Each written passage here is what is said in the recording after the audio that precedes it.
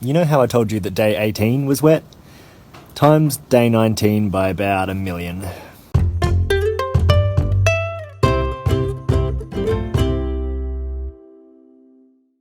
Day 19 was an absolute shocker. Oh my god. So, it started off pretty well. So I woke up in my little kitchenette area where I slept on the floor at the Murray Town little communal caravan park they've got set up there, and got to see the sun peek between the clouds. There was no rain on the horizon, so I packed up, ready to go, and it started bucketing down, and it did so for the next hour or so. So I put off the inevitable for as long as I could and spotted a gap in the radar and left. And then as soon as I made it back onto the trail, which is about 2 kilometres away from Murray Town, it rained and rained and rained and continued to rain throughout the entirety of the day, except for about half an hour or an hour at about 3 o'clock, where I managed to stop and get something to eat. Managed to eat a bit of tuna and a few crackers. Most of the day was walking through the rain, and the rain most of the time was coming in sideways because it was so windy. It was a horrendous day, easily the worst day I've ever been walking, probably the worst day I've ever been outside in the middle of. So I had to walk along roads for a lot of it, walk through a couple of paddocks, I think. It was a bit of a blur. But so it was muddy, it was wet, it was windy, it was horrendous. And then the fog came through at the end of the day, so when I finally trudged up to the top of a ridge, I think it was, to see this beautiful view, there was nothing but white fog. So, yeah, bit of a shocker. And then when I finally made it here to the go-kart track shelter, there actually is a little bit of a shelter here, a bit of a canopy that's set out.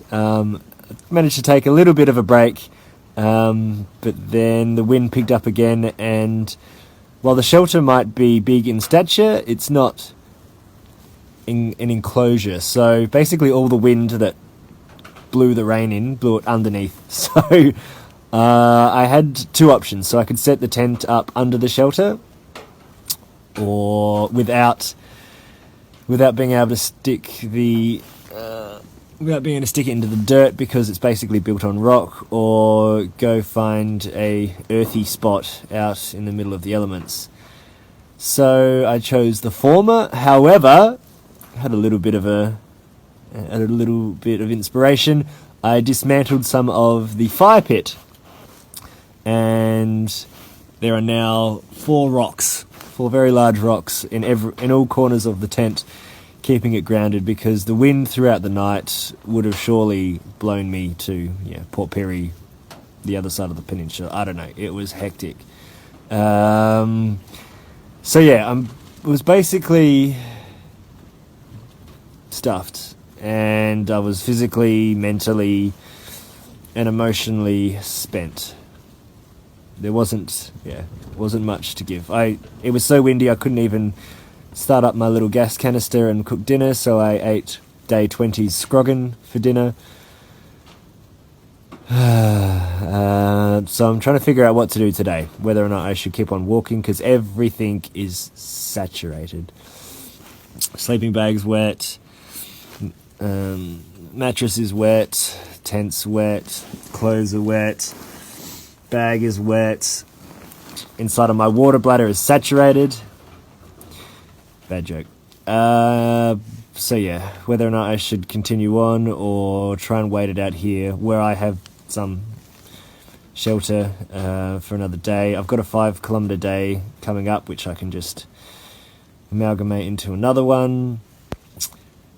But yeah, I guess I'll figure that out in the next little bit. I don't want to get up because it's so miserable outside. But yeah, we'll figure that out. But as always, on these terrible days, try and look at 3 positives. So positive number 1 is that I am now 26 kilometres closer to my end goal. Positive number 2 is that the shelter was here. So it could have been worse. As always, it could have been worse. So there was a little bit of a shelter despite the wind and the rain.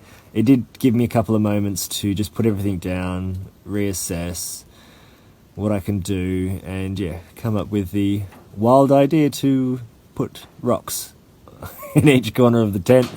So yeah, if I had to stay out there in the elements, it would have been so much worse. The tent, yeah, I have no doubt I would have been blown to Port Pirie.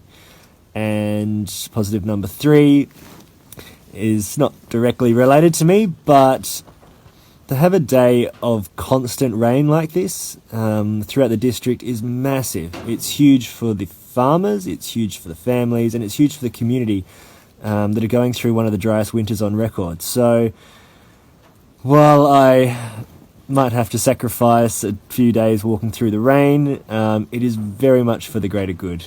And while I might not be happy to do it, I'm certainly willing to do it for the farmers, for the state, and yeah, for feeding the nation. So yeah, big picture stuff, not just one little long distance hiker hiking through the rain. So I'm going to continue decomposing here and yeah, figure out what I'm going to do for the rest of the day. So I will chat to you at the end of day 20.